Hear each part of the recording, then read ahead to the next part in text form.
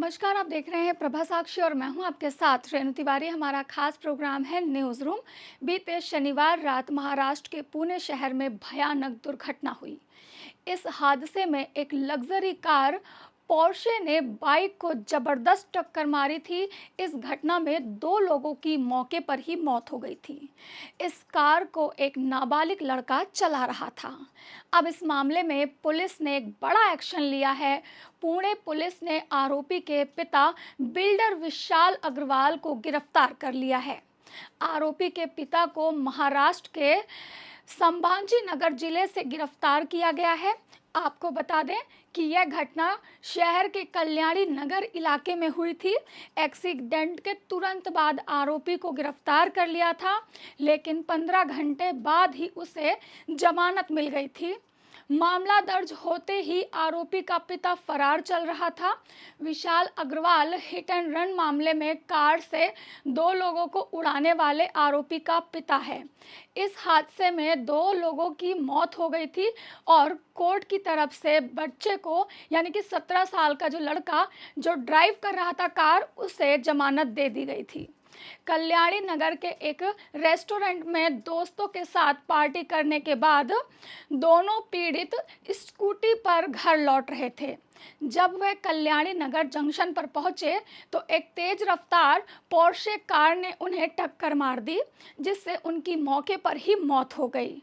इसमें कहा गया कि दोनों को टक्कर मारने के बाद कार सड़क किनारे फुटपाथ पर रेलिंग से टकरा गई थी। हादसे के समय पोर्शे कार 200 किलोमीटर प्रति घंटे की रफ्तार से चल रही थी।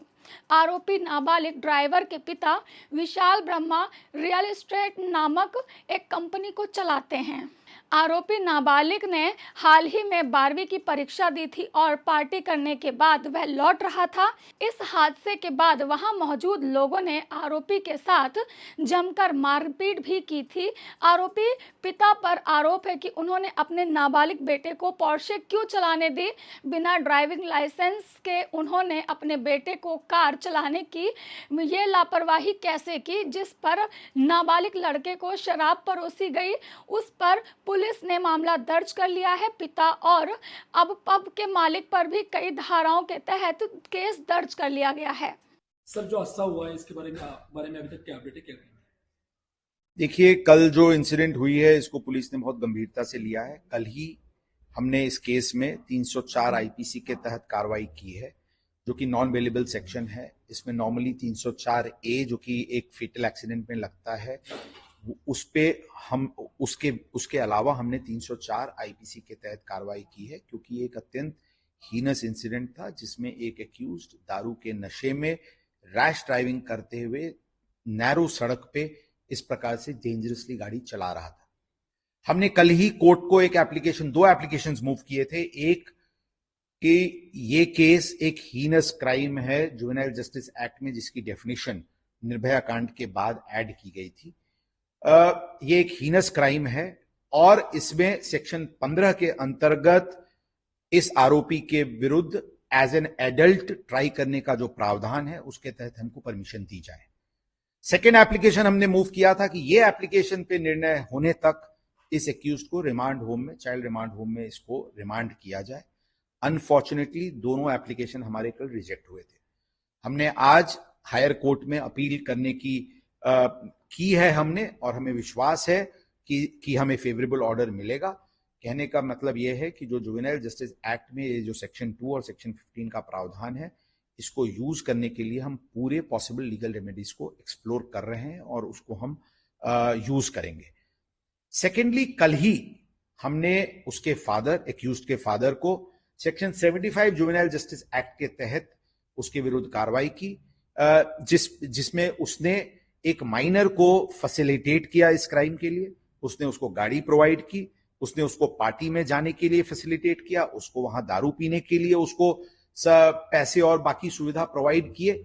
इसके लिए उससे सेक्शन 75 के अंतर्गत कार्रवाई की, और साथ साथ जो पब ओनर्स और मालिक है जिन्होंने माइनर को, अंडर एज को अल्कोहल सर्व करवाया, उनके विरुद्ध हमने सेक्शन 77 जुवेनाइल जस्टिस एक्ट के तहत कल कार्रवाई की है। आपको मैं ये बताना चाहूंगा कि बहुत बार इस प्रकार की टिप्पणी की जा रही है कि पुलिस बाद में जागी और पुलिस शुरू से गंभीर नहीं था इस प्रकरण के लिए। मैं ये बताऊं कि ये घटनाक्रम कल सुबह से चालू हुआ है। जिसके पहले की मीडिया या लोगों ने इस इशू को टेकअप किया था, उसके पहले ही पुलिस ने इस प्रकार की कड़क भूमिका अपनाई है।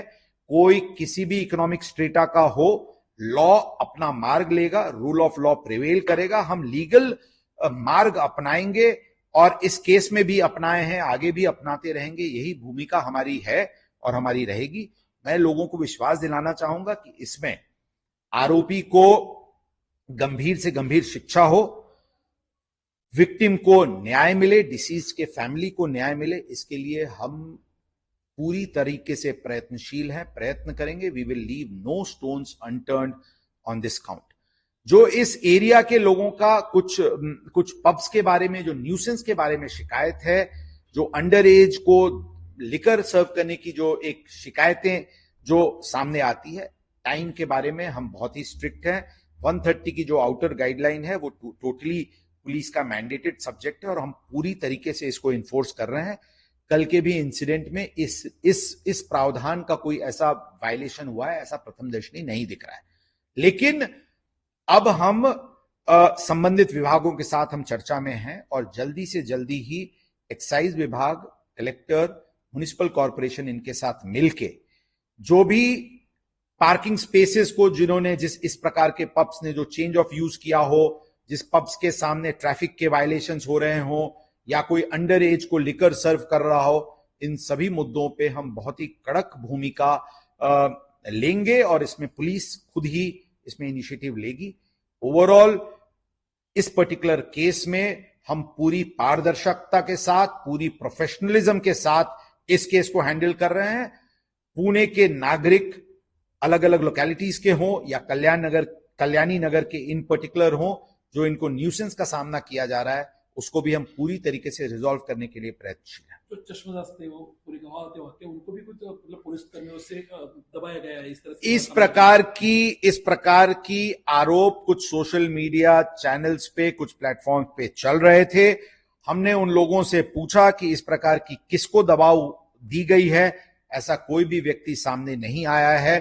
अगर कुछ भी इस प्रकार की बात सामने आएगी, मैं ऑन कैमरा बोल सकता हूं कि इस प्रकार के पुलिस अधिकारी या कर्मचारी के विरुद्ध अत्यंत कड़क कार्रवाई की जाएगी। अगर किसी ने विटनेसेस को या फिरियादी के साथ दुर्व्यवहार किया हो या आरोपियों के साथ कुछ जरूरत से ज्यादा प्रेम दिखाया हो, दोनों ही प्रकरण में पुलिस अधिकारी अगर कोई शामिल पाए जाएंगे, बहुत ही कड़क कार्रवाई की जाएगी।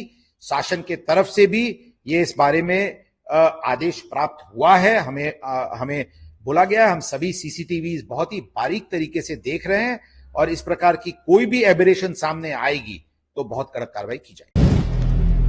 अगर आप भी लेना चाहते हैं देश दुनिया की तमाम जानकारी तो आज ही सब्सक्राइब करें हमारे चैनल को। साथ ही नीचे दिए बेल आइकन को जरूर दबाएं ताकि हर अपडेट आप तक पहुंच सके।